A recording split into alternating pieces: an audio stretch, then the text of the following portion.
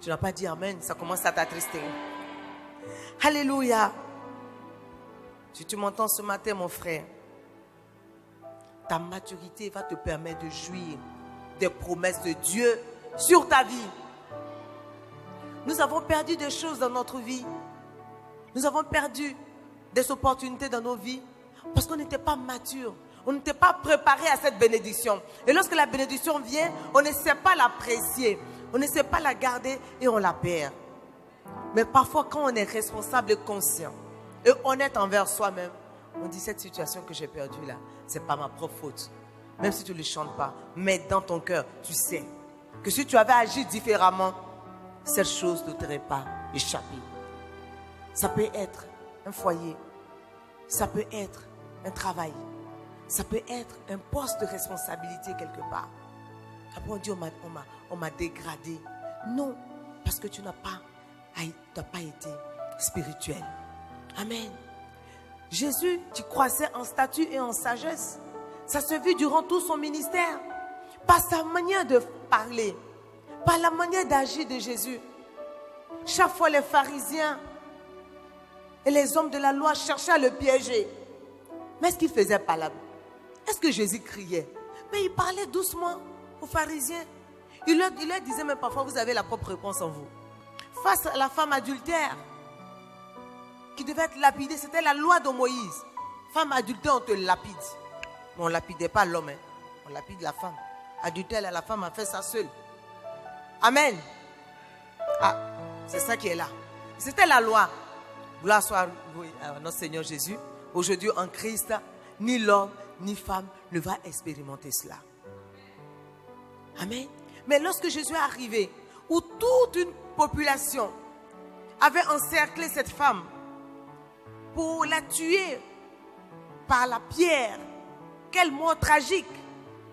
Imaginez, tu reçois les cailloux, un à un, pour blessé jusqu'à mourir. Ça allait être terrible. Et Jésus est survenu. Et les pharisiens vont venir lui dire, maître, voilà, la loi nous dit qu'elle doit être lapidée, on va la lapider. Toi, tu dis, tu es un sachant là. Qu'est-ce qu'on fait? Pendant que les hommes qui étaient prêts, armés, qui avaient des sacs de pierre, des sacs de cailloux, des sacs de lance-pierre, parlaient à Jésus. La Bible nous dit, Jésus s'est incliné et il a commencé à réécrire dans le sable. Jésus est en train de réécrire l'histoire de cette femme. Je vais annoncer à quelqu'un ce matin, ton Seigneur est en train de réécrire une histoire te concernant. Le Dieu qui t'a appelé et qui t'a choisi est en train de réécrire une histoire pour te repositionner. Mais tu as ta responsabilité, ta proximité avec lui, ton amour pour le ministère, ton amour pour son nom va permettre au Seigneur de réécrire une histoire, une autre page de ta vie. Et lorsqu'il s'est relevé, il a demandé que celui qui n'a jamais péché lance la première pierre à cette femme. Il a commencé à réécrire encore. Le temps qu'il lève la tête, la Bible dit, Soko, Soko, Soko.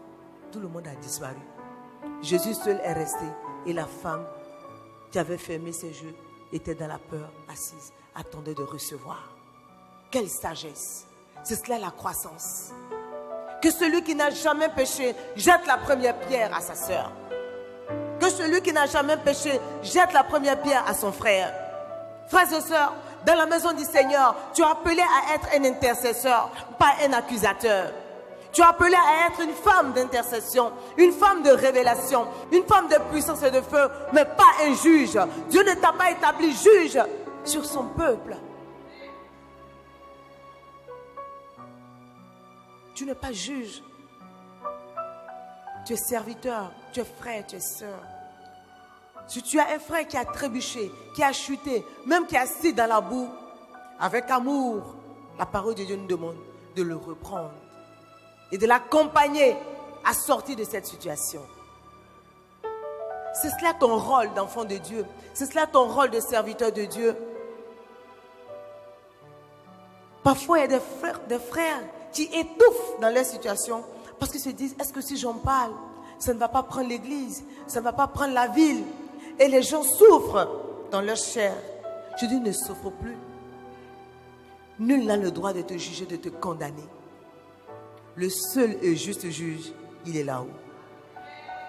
Il est là-haut. C'est lui qui a appelé à te juger de toutes ces iniquités. Notre rôle de te dire, le chemin que tu as emprunté, il n'est pas bon. Ressaisis-toi. Mais Jésus-Christ a dit de le faire avec amour. Il dit, oh, c'est une impudique. Oh, c'est une impudique. Oh, c'est un sorcier. Oh, c'est une voleuse. Oh, c'est une menteuse. Tu es juge. On ne t'a pas établi juge. On dit, viens accompagner mon troupeau. Va chercher des herbes vertes. Conduis le troupeau dans le vert pâturage. C'est ça ta responsabilité. Va au travers le monde. Prêcher la bonne nouvelle aux perdus. Jésus-Christ est venu pour chercher et trouver ceux qui étaient perdus. Il mangeait avec les prostituées. Et après avoir mangé avec les prostituées devenaient des servants de l'Éternel. Oh, je vais dire à quelqu'un, ne regarde pas à ta vie. Ne regarde pas à ce que les hommes disent de toi. Mais regarde à ce que Dieu dit que tu es. Quel que soit le passé que tu as eu, devant lui, tu es blanc. Si tu l'acceptes et tu décides d'abandonner ton ancienne vie et de marcher avec lui, plus personne ne doit avoir le droit de te juger. Et celui qui va te juger serait un immature. Et si tu es mature, tu ne vas pas te laisser briser par un immature. Parce que le mature va subir l'immature. Mais ta maturité va dénoncer du fait que malgré l'immaturité de ton persécuteur, tu demeures serein et sereine. Parce que tu as la sagesse de Dieu en toi. Et je prie que ce peuple qui m'écoute ce matin soit un peuple mature. Alléluia.